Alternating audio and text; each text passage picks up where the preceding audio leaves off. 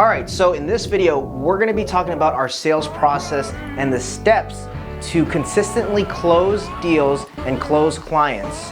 What happened in the past 2 months was I had to let go some of my sales reps due to performance. And what I did was I wanted to understand the sales process because I haven't looked and checked my sales process in a while. So what I did was I went ahead and went back and I listened to at least 7 hours of sales calls from multiple sales reps. And I'm gonna be breaking down every part of the sales process. And the great thing is I actually tested and I tried this sales process before I want to show it to you guys. So let's get straight into it. Again, my name is Steven. I'm the owner and founder of Clutch Moving Company. And this year, we're on pace to do $4 million. And you can implement this sales process in your business, service-based business, or in your moving industry to help you increase your sales. So let's get straight into it and let's break down the sales process. So on every single one of the phone calls, you're gonna get a phone call or you're gonna go ahead and reach out to the customer. And we're gonna go ahead and talk about the introduction. The introduction is super, super important. It is the first time that a customer contacts you or you contact the customer. We have the intro where you make the customer feel comfortable and you make the customer feel open because you're gonna go ahead and ask them a lot of details. How we kind of start off the intro and what I come to find successful is something a little like this. Hi, how's it going? My name is Steven with Clutch Moving Company, the Bay's Best Movers, with a very high tonality, and we say the Bay's Best Movers. So when we say that, it reduces the guard of the customer so they're able to go ahead and give us their inventory, which is gonna get into the next part. After we do the introduction, we go straight into the urgency. Now you're gonna be asking like, how are you getting into urgency if you don't know anything about the move? Well, the thing is when you create urgency in the beginning, you're gonna be able to use this on the back end to help you close the actual sale. So, how do we create the urgency in the very beginning? One of the common questions that you're gonna ask the customer is, when are you planning to move? You always want to ask the customer when they're planning to move because you want to take a look if they have availability. What we typically do in the very beginning is we say, hey, Mr. and Mrs. Customer, based on our calendar, based on when you're moving, because a lot of people move at the end of the month or they're moving at the beginning of the month, so there's very limited availability. And what we like to say is that we like to say, hey, we barely have any availability for this time of the month, but let me take a look at it and let me just make sure that we have availability. And when we put it like that, the customer is already thinking like, oh man, they barely got any availability. If they barely have any availability, maybe all the other moving companies don't have any availability. So psychologically, that's what they're thinking in their head. And how we like to play it off and play it to the role is, okay, cool, we barely have any availability. Let's go ahead and get you an estimate. And if everything sounds well, we'll go ahead and get you booked up in the calendar. How does that sound? The customer's like, okay, great. So after you do that, that's after you create the urgency. Then you move over to the info gathering. The info gathering, very, very basic. You're gonna ask them basic questions, starting address, ending address, phone number, email, etc. This is very general. Don't have to do anything fancy there. Just go ahead and get the information.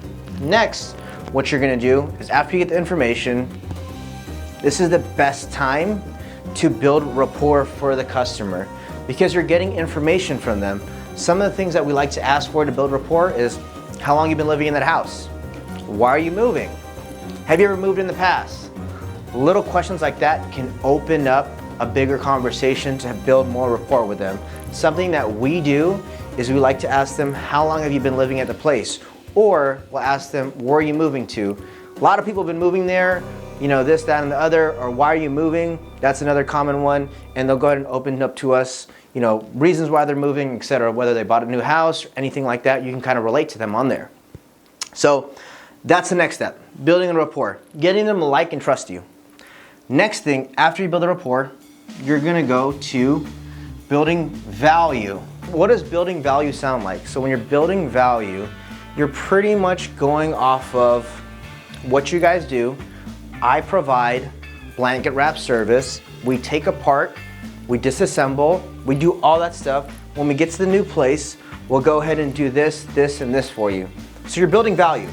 Because when you're building the value, you're going to go ahead and make the offer. How we have it set up is when we go over the offer, our reps over the phone, they give an hourly rate. And then our on-site estimators, they give an actual price range. It's the same exact way how we go ahead and present the offer. Let them know, hey, it's gonna be this, this, and this, and this.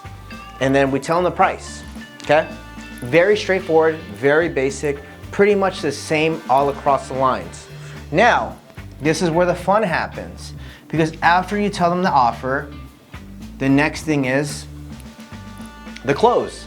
The first close, you're gonna ask them, okay, cool, let's go ahead and move forward and get you booked up in the calendar. 5% of the people are gonna say, great, sure, let's move forward. 95% of the people are gonna say, I have to think about it. This is where the fun starts. When they say I have to think about it, that's one of the common objections. Or second one is it's too pricey. Third one is you know, there's so many common objections on here. But what we train our reps to do is on the offer, we have a higher quote that we give out to the customer, because we have different quotes for you know, different pricing. We also have evaluation and everything like that on there.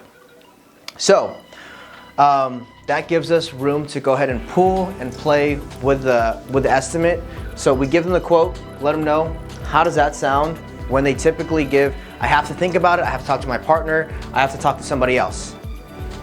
What we then ask them is, okay, totally understand, but what do you think about the pricing? What do you think about the logistics of the move? So we kind of push away to the price, or we push away from everything else, because they say they have to think about it, whatever it is. So then we ask them, what do you think about the price? What do you think about the logistics? What do you think about everything else? You know, the price was a little bit more than what I was expecting, is a common one, because they're always thinking they're gonna get the best deal. And if you're not priced correctly, you know, we're typically more expensive than the rest of the competition. So when we give them that price, they say, okay, yeah, it's a little bit more expensive. Great, totally understand. That's a little more expensive. Here's why, okay? Then we add value again. We add more value saying, hey, the reason why we're more expensive is because this, this, this, and this. We typically like to say we pay our employees more, which we do. You know, we do this for you, we do this for you, we do this for you.